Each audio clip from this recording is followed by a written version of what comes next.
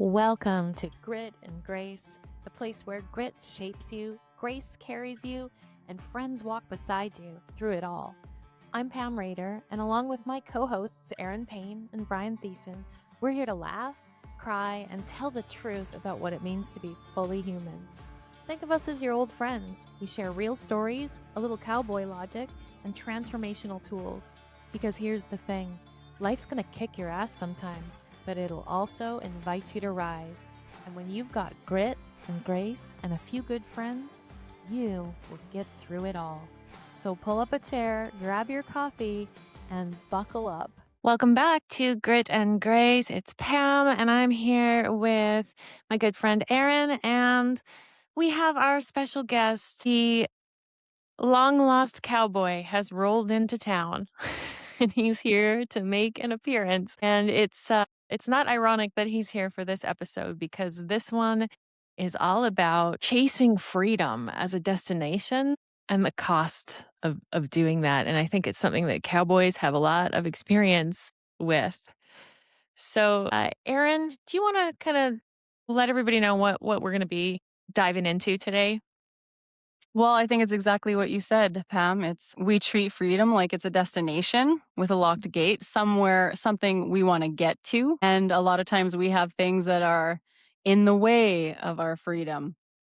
I know that what I've heard in the past from clients and whatnot is like, oh, if I'm in anger or if I'm in blaming or complaining, then I'm not in freedom. So they have it that freedom is this faraway thing that they have to fix something to get to. Mm-hmm. And I think that we're going to talk about the loop of trying to get to freedom and how that can be in itself not freedom, Yeah, the like loop of trying. it's its own kind of jail cell when we think it lives somewhere else, like Freedom 55. When I get enough money and I can retire, then I'll be free. Hmm. When I'm free from raising my kids, I can travel. When I'm free from pain, I could move better or do something more. When I'm free, and this is the whole premise of yoga. I always teach my yoga teacher trainees that when people come to yoga, they're all coming for one thing. They're trying to seek freedom. And they think it's freedom from a sore back and tight hamstrings, but it's actually freedom from illusion. The illusion that we have any other time than now, or that something out there will be better than what's right here. And I think the freedom we're seeking is actually freedom from the discomfort that we feel in the now. And we think that somewhere else will be better. It's just like the land of later on. Yeah. So, I think most people are obsessed with being free. And when they are, they're actually the least free because the fear of losing freedom is always present. And even when the circumstances aren't threatening it. So there's like, we avoid things in the name of freedom. We keep people at arm's length. We stay unattached and we get, restless. We outsource freedom to our circumstances. When I'm debt free, when the relationship changes, when I have more time. And we hand over the only place that freedom actually exists, which is right here, right now. And the fear beneath freedom seeking is worth naming. It's the fear of engulfment, the fear of being abandoned, betrayed, or disappointed, or fear of being the one who abandons, betrays, or disappoints. So the pursuit of freedom is often just fear with better branding. And Hmm. I think there is nothing more cliched than the cowboy story to illustrate this. Well, yeah, absolutely, right? Everyone thinks, the cowboy, he's free to do and, travel and chase the dream. But in that in itself, you're almost enslaved to the road. You're driving through the night to get to the next rodeo. If you don't win, driven by the next paycheck you get. If you don't win, you don't get to enter the next rodeo. And it's just this endless loop that we're just chasing that, or you're wanting that big win. So then you're free to not have that stress of not winning. Yeah, it's just an endless loop of chasing that dream or that freedom bug, if you will. But yeah, and really all you're free to do is have your thoughts, right? You're free to, that's what we're really only free is our mind, I guess. But yeah, it's It's not always what you. I think with everybody, right? We think we want to be free of responsibilities, and that's sort of the cowboy thing. Is we don't have a job really, but it is a job. Like it's hard work. You're driving. You're doing things when you're broken or sore. So yeah, everyone thinks the other person might be free or what they're doing looks like freedom, but it's an illusion. What do you think drives? Because I think that the sort of the cowboy lifestyle can be a metaphor for a lot of people just to see themselves in it. But, to me, I just kind of envision this young person, young man just wants to be free from being told what to do. And then, yeah, free to go roam and do his rodeo thing and all of that. But whenever we're trying to get free, we're trying to get free of something. So what do you think was the catalyst? What were you trying to get free from when you did all that traveling? And was there some pain? Because I always think we're trying to get out of discomfort in some way when we're talking about freedom. Well, I think it was the freedom of not having to have a real job. Like it was not, it was doing what you like or having fun and doing something fun and not have to get that real job and not be tied down and that responsibility. It felt like it was, yeah, freedom of real responsibility. Like your parents had a real job and we just took off and we went rodeoing and That's so funny because actually in spiritual teachings, we always say that like it's discipline that equals freedom. You have to have the discipline to move your body and be in shape, to be free in your body. You have to have discipline to put money in the bank, to be financially free.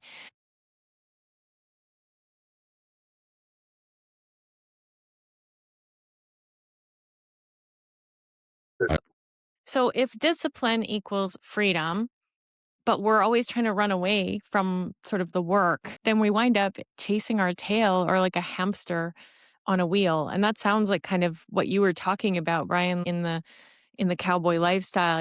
Oh, I don't really want to have a real job, but then if I don't make money at the next rodeo, then I don't have something to eat and I don't have, so I've got to, do things I don't want to do anyway.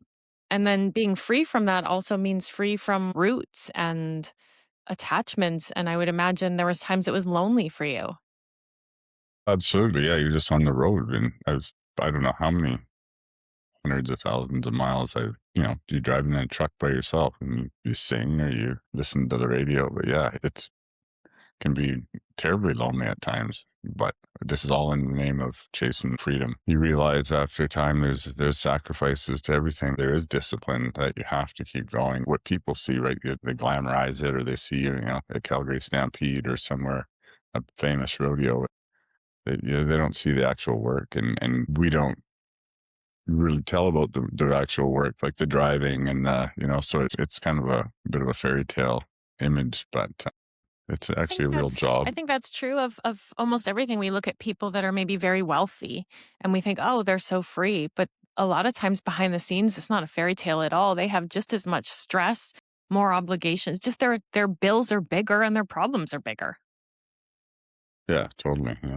You always hear freedom of the road, right? Freedom of the road. And then eventually it's like, what are you actually free from? When you were saying responsibility, Brian, the first thing I thought was sometimes responsibility makes me feel free if I'm enjoying and am fulfilled by what I feel responsible for, I think is the key for me. It's like when I'm building my business, when I'm working on my business, things that make me feel good and fulfilling, that's when I feel free. I'm just right in the moment and working through something that makes me feel good. Oh, that's a good point, though. I guess we're never free of responsibility. There's one of my Yeah. spiritual teachers always said there you can be certain of two things in life. And I thought he was going to say death and taxes, but he said death and dishes.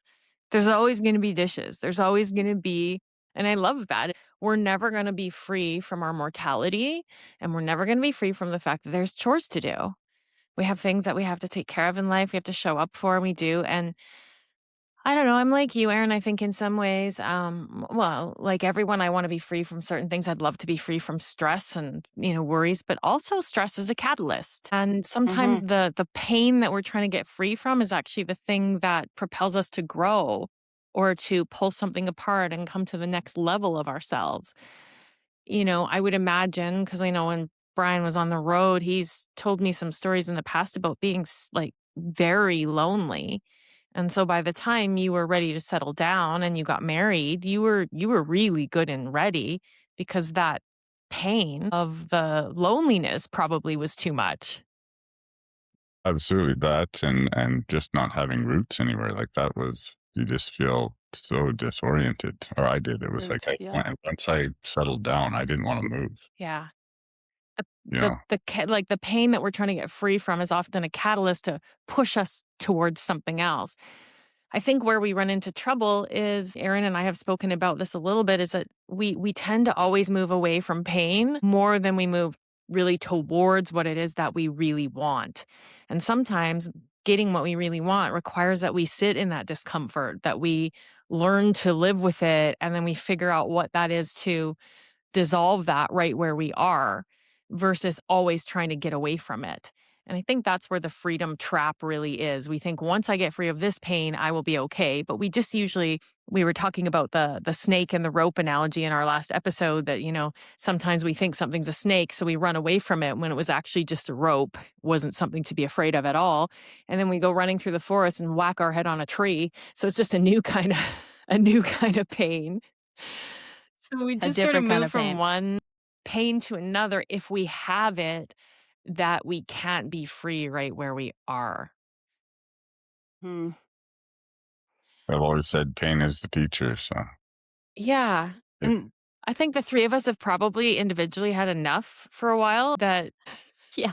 Yeah. this is why this is a good This topic, because part of the yeah. reason we've all had pain is because we were trying to get free from something. And sometimes it's things we don't even know, like free from limiting beliefs that we didn't know we had, free from a self image that we've been carrying around for a really long time, free from lies. Like Erin talked about a few weeks ago, like the lie that she's unlovable. She felt like she was unlovable her whole life.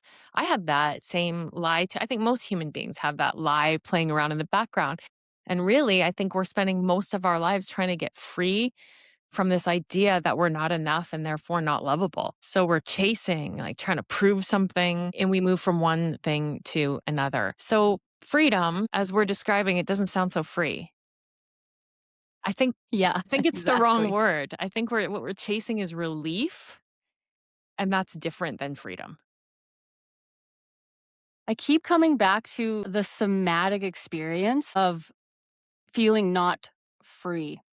And what does it actually feel like in the body? So for me, a lot of times I have been wanting to be free from what is happening in my body, like anxiety for one. But really, it's like the vigilance, the hypervigilance, the guardedness, and that low grade frequency of anxiety sometimes that becomes the imprisonment. It is what keeps us maybe stuck and feeling unfree. And that can also help catalyze, okay, I want to be free from this situation. It's not the relationship, it's not actually the circumstance, it's my nervous system is having a response. And we've talked before about how sometimes the nervous system isn't telling us the truth necessarily. So the external situation is the story we've attached to the feeling. And I think the feeling's important, knowing what's happening in your body You to know, potentially go somewhere else. you bring up a really good point. The things that I have tried to get free of, I for so long just thought, like, I don't want to feel this way. I feel angst or I feel anxiety, and then we look for an external reason for that.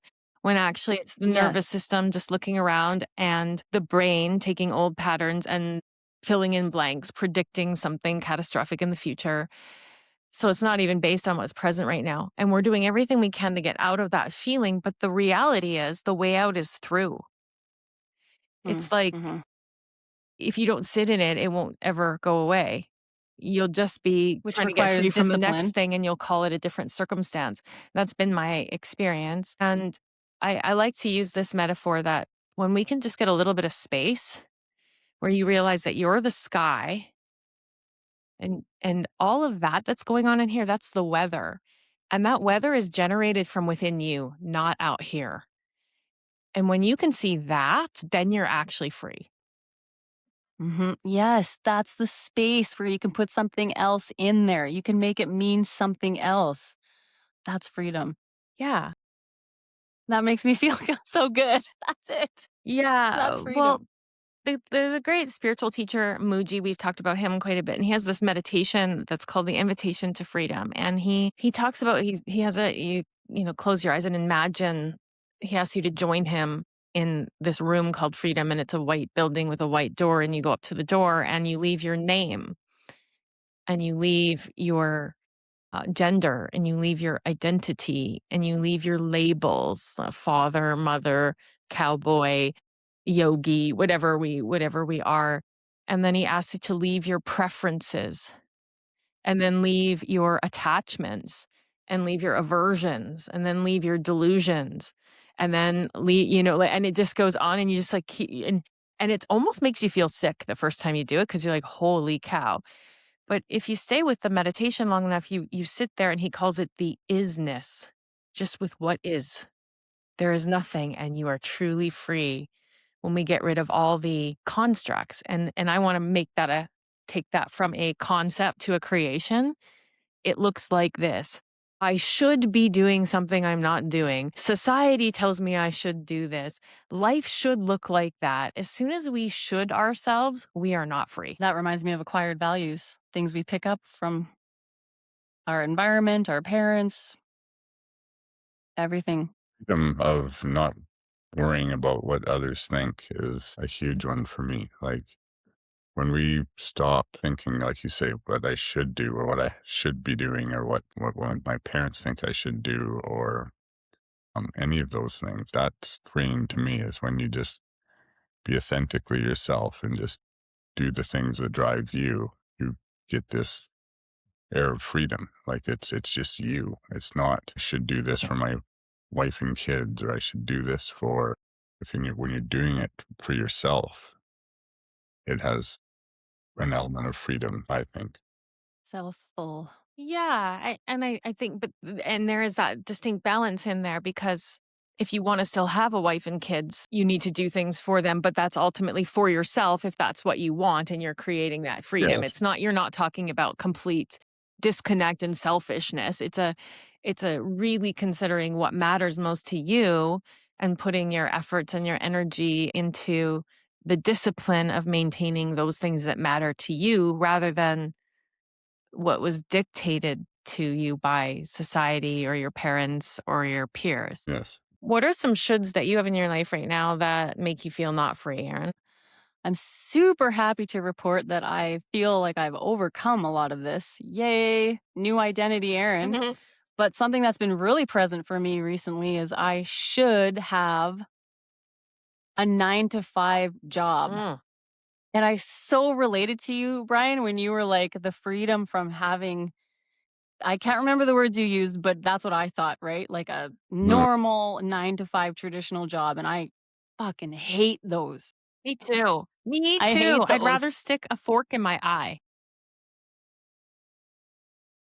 So I should have that right now is something that I have literally been working on for 6 months. Not working on, just sitting with, feeling that anxiety, feeling the what other people think I should be doing, the judgment, all of that of myself too, because that is a programmed thing that's in a deep neural pathway for me. And that is the most recent one just right here, right So now. if you had that I in the feel space all the time, I should have a 9 to 5 job.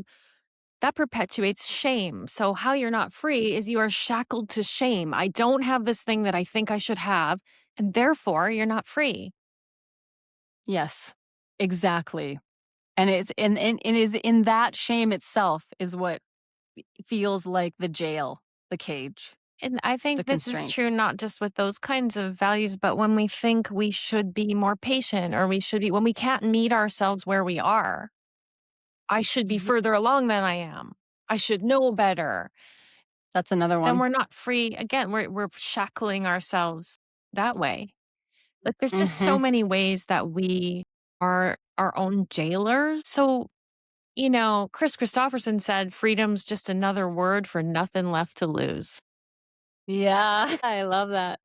So what if we know that there's some discipline involved in freedom and it's freedom from like maybe real freedom is freedom from caring what other people think or buying into constructs.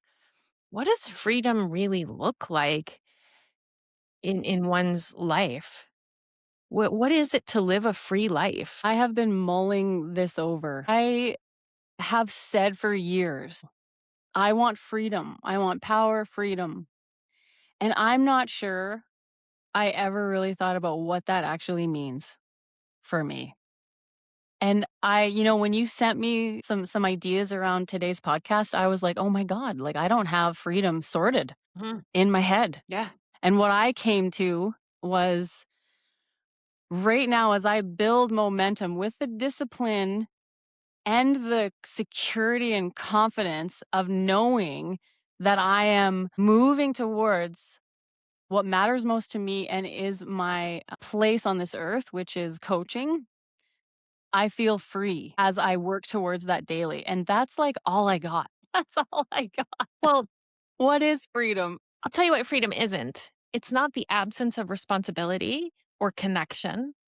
It's it's the absence of the compulsive story about about what those things mean and what they'll cost you. Freedom's the absence of the story that I'm not free. Right. The loop that I have to be free. I have to be free. Commitment, connection, responsibility, they aren't the opposite of freedom. And I think that a lot of people, oh my God, I'm stuck in my job and I'm stuck in my thing, they're not the opposite of freedom. Unconscious, fear driven avoidance of those, that's the opposite of freedom. If you're spending your life running away from those things, you're less free than the guy who's doing the 9 to 5 job. Because he Mhm. might just feel free and peaceful in his life. And, because he doesn't have it, that he shouldn't be doing that. Because he doesn't have a I shouldn't be doing that. Yeah. Exactly. Yeah. So the person who Exactly. stays distant to feel free is still being run by the relationship, just by their fear of it rather than by the thing itself. And that's not freedom. That's just a different kind of captivity. And it's the same whether it's a Mhm. job, it's the same whether it's a way of living.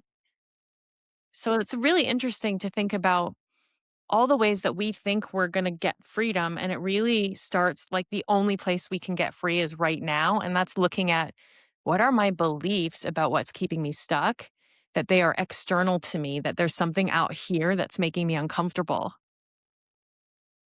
And what if the work is actually right in here, in your heart, to look inward and get free of the illusion that it should be different. So, Brian, I'm going to get your cowboy take on a yogic teaching. So, in yoga, freedom is described. It's called samadhi, which means some people say it means bliss, but my teacher Baron has said it translates to no thing. There is nothing in the space between me and what is. There's no like shoulds, shouldn't, like, don't like, any of that. So it's just you're just there. In teaching us how to get there, the yogis say that we are just a reaction made up of attachments, aversions, and delusions. So we're attached to, I like this, I don't like this, this is how I think it should be, this is how I've always been. And then we have aversions. I don't like, I don't want that, I don't want to feel that. And this is how, I'm going to make sure I go away from those things. And then we have delusions. I deserve to feel comfortable all the time. My life should be a certain way. Like all that's a delusion. So we have attachments, aversions, and delusions. And when we remove our attachments, when we remove our aversions, what I like, don't like, preferences, all of that, then we're actually free. But until then, we're not free. Do the Cowboys have anything to say about that? I always think we want to be free to do what we want, right? But aren't we all free to do exactly what we want? I don't think Like, so, aren't because we I all? think we're subconsciously programmed. I think we have preferences. I like this, I don't like that. Mhm. But aren't you free? Like, can't you do whatever you want? Like, what's stopping other than self? Like, we all think it's like you say, an external thing, and you're free to do whatever. You're free to roam. You're free to, like a cowboy is like free to ride. Like that's what people think. Ride off into the sunset. But you're free to do whatever you like. It's in your own mind that whether you're not free or not, because What are some we attachments don't, that you don't have to work. what are some You attachments that you've had that have kept you stuck, not free?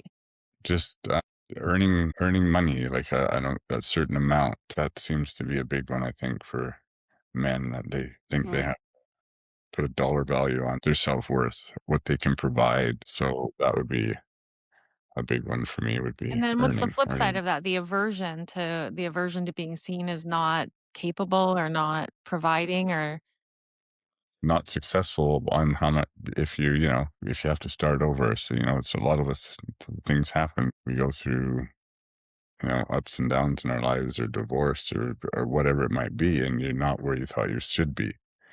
So then we're getting enslaved to that idea of that, I'm half the man I should be because I haven't saved this much money and I can't do these things, or I don't own my house, or I don't, or I'm starting over. So yeah, those are all things that. so those are really good access points because that's yeah, we say we can do whatever we want, but then there's shame attached to that shackles us. So we all have versions of being imprisoned by our own shoulds, our own thoughts. Constraints.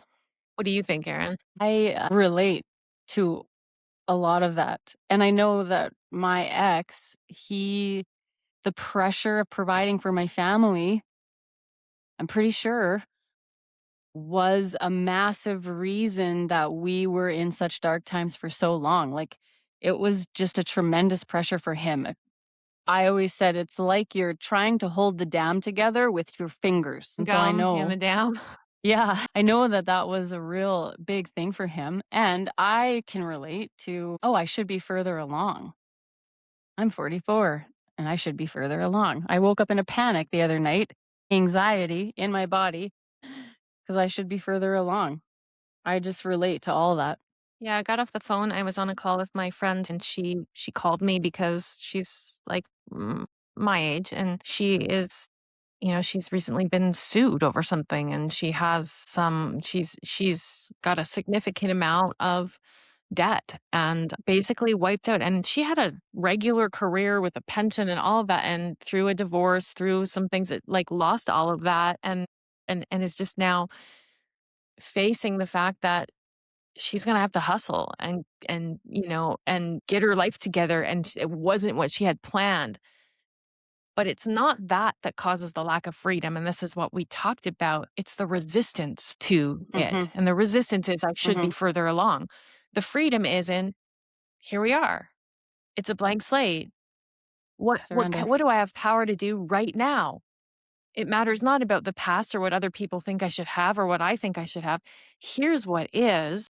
This is what's right in front of me. How can I create more love? Like for me, it's about love and connection and feelings fulfilled in my work and and those are things I have control over right now. And I think that's the key. It all comes down to presence and recognizing that anytime we're in resistance, we're in an argument with reality. You might wish that you didn't have to start over or think that you should be further along than you are. But if you're not, you're in an argument with reality and then you're not free. Then here we are. Here we are. Yeah. Pam, I want to hear when you feel free. Mm. Do you have times when you feel free? Like, can you tell us about some of those times if you have any? Yeah, you know what? I certainly when I move my body as that's a big thing. That's one of the reasons why I practiced yoga and exercise my whole life since I was young, like 12 or 13 I started exercising every day. And I've just always had that habit. I've never not, and people thought I was weird when I was that young because I was like skinny as a stick and there was no obvious reason for me to exercise. And we didn't really think about it being good for us at that age of life. But I just felt really free. And I feel free listening to music. And I feel free walking in the forest. And I feel free when I'm surrounded by like love in my life. I have my family all around and I have beautiful friendships and I have my puppy and I have, there's a lot of places where I feel really free, but Mhm. all of them have in common that it's when I'm present and I'm not focused on what might happen in the future. And it's so simple. You're explaining such simple present moment. This is happening now, not putting a lot of extra spiritual weight on it. It's It's just, just simple. and I'm also free to make things mean anything I want. God space. The God space. I love how Erin calls it that. Have you ever heard of the God space, Brian? Well, you called it that. I just kind of shifted it. It's like that space between when we see like the reaction and go, oh, I don't like the way this feels and all of that. And then we go, it must mean that I've got to run away or I've got to do something different or fight or whatever it is. And then we go, wait a minute, what else could it mean? What else could it mean That that makes moment. me feel differently? And then we shift our emotional state. So the place that we're most free is in the God space where we get to create the meaning that goes with our experience, because our experiences are neutral. There's no good or bad experience. There's just experiences. And then there's what we make them mean. Because one child could grow up in poverty and have a terrible experience, and another one could grow up and feel so grateful for that. It's just what they make it mean. Yeah, it's your perception of an event, whether it's good or bad. And that's the place. I mean, you've worked with Bob Proctor, and he was all about perception. He was all about, if you put your attention on what you want and focus on expanding that, then you'll create more of that. And isn't that the ultimate freedom? Well, that's just it. We have the freedom to control our mind, and that's our thoughts. That's our perception, and if we get a hold of that, that's what I feel is our true freedom is our thoughts. I'm gonna challenge you on that a little bit, because just what I've been learning and what Erin and I've been sort of talking about a bit, and I think this is where Tony Robbins and Bob Proctor and all, they all have really great stuff, but it's based in the mind. And what they did not necessarily consider was the body. The mind can know better, and we still won't do better. We'll still be shackled because of the nervous system's response. So I think the way to get control of the mind is to sit in the shit in your body first and learn how to dissolve that. And then we can master the mind. So yes, and I don't think, I think we've had it that it's a separate intellectual pursuit, but if it was, then we wouldn't have so much suffering in the world. Yeah, the And body. we have to control the mind to sit in the shit. So Yeah, absolutely. Absolutely. A little bit. Yep. Well, Yep. there's yeah. again, it's discipline equals freedom, right? We have to have the discipline to control the mind and the discipline to sit in the discomfort. And then from there, we can get free. But there, again, that comes back to the discipline to do it. And most of the time, we don't have the discipline to sit in it. We're just running away from what doesn't feel right or good. I don't know about you, but I'm too old to run away from shit anymore. I'm tired. You have to be able to feel those walls come up. If you can't feel it, then there's nothing that can be done about it. What do you mean by walls, Erin?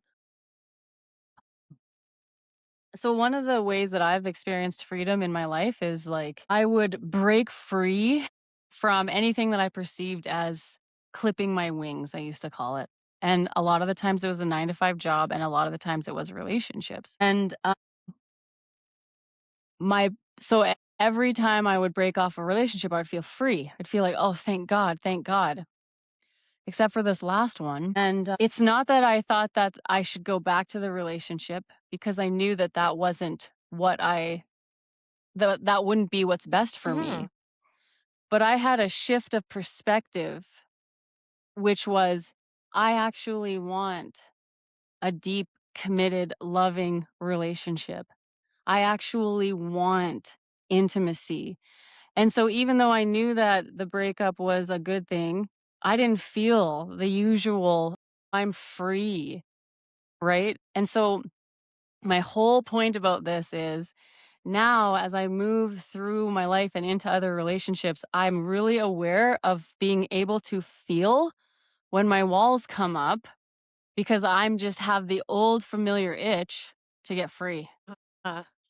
When really what I am actually looking for, and I'm in the discovery of right now, is I want something that means more. I want a deep, committed relationship. And I don't necessarily know what that means or how that looks, but that's been a big difference. And if I don't understand when my walls go up, because my mind is triggering something, so let me try to, and Pam, if you can help me, but I'm trying to bring it down into like a creation, not a concept. But like in my most recent relationship, it would be like, I don't actually care that he didn't text me or he didn't call me. I don't actually care. And it's like, no, I do care. My walls are up and I'm protecting myself. Right. So, and if I don't see that that's happening, then I So the will walls just you're talking about, continue. I'm trying to understand. So the walls you're talking about are, it's like when we move from like, I want connection, but instead I'll move into self-protection. And Exactly, which that way we're feels not like free freedom. because now we're locking ourselves in our own little prison. Is that what I Yes, okay. exactly. Thank you. I knew you'd be able to Well, no, save me. I'm not saving you at all. I'm just making sure that I understand because my experience is different. I tend to be different in operating. I don't have that particular operating system. So I'm glad you shared that and I like to understand how that is for you. I build walls for different reasons when I feel misunderstood or unheard. That's when I Mhm. get really I build walls and then I do the fuck you. I'm out of here. I'll reject you before you reject me. Like I don't need this shit. Right, and you recognize it and you see it, and so Yeah. boom, there's a wall. Yes. That's the somatic Yes. experience, and now can I Over this past year, uh, now I make a I've had a choice. lot of opportunities to shut my Yeah. and watch those walls go up and feel misunderstood and sit with it and let that dissolve and then realize that about 80% of the time, whatever it was I was going to say probably didn't need to be said. It was protective. And now I'm just sorting through I don't want to suppress the other 20% of the time that was actually probably important to me. And so Mhm. that's like, I feel like there's some freedom coming in that for me by witnessing those walls and then sitting with it, having the patience to get to the bottom of it. And then if it's important to me to speak what's true.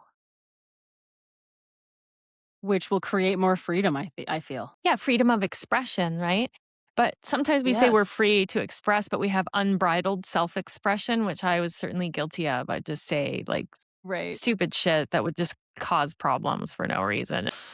Unbridled self-expression. Unbridled self expression. And so there's no freedom in that either because it's damaging, No, it but is. people would say, oh, it's freedom of speech, freedom to express. Well, there's a balance to that. Mhm. What are Definitely. some places you put up walls, Brian? From the masculine perspective, just because we talk about all the girly stuff over here, but Mhm. I don't know if it's much different for, it's same thing with put walls up to guard yourself from being hurt, being disappointed in relationships, or yeah, if you don't stick your neck out too far, okay, I'll be safe, right? But then you don't end up feeling right.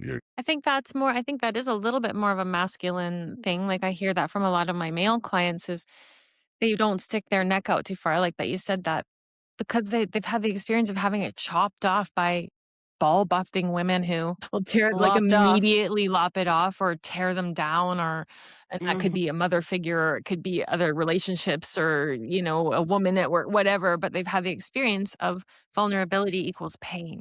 Yeah. Yeah, you're being exposed. You're exposing yourself, so that's the walls. We're gonna keep those up so that you're We want our men to express themselves, and then we react in a way that makes them feel shitty when they do. And it's And like, so then they yeah, don't feel it's free to speak. Their walls go up and they're disconnected. So nobody's free. So when we're talking about nobody's relationship, then free. nobody's free. Yeah, it's a round and Yeah. round, right? But I think that this is the sort of ultimate tool is like you said, Erin, you notice the feeling of not free. You notice the feeling come up. And instead of looking for some external circumstance about why that is, to look to sit and go, what really is this? Where do I feel it? Is it a snake or a rope? Is there actually something to fear here or is this just old stuff? And I would say in my experience, probably about 90% of the time, it's old stuff. Mhm. And I had a program that was operating me from fear and I'd be in anxiety about things that didn't matter.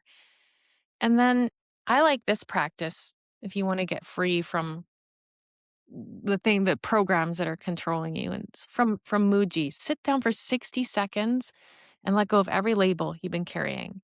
You're not a parent, you're not a partner, you're not someone who needs more freedom, you're not someone who's afraid of being trapped.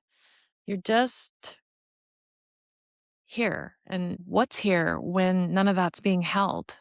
Just notice how spacious that is. And that's not a state you have to earn or arrive at. It's just underneath everything. Like everything else is shit that we layer on. It's just remembering to look. And then present moment check in, like right here, right now, what do I have control over?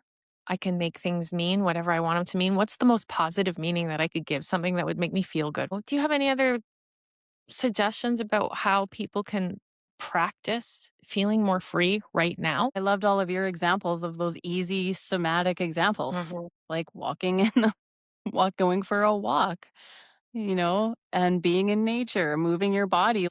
I always look over those things, like gloss over them, like they're not really going to help me.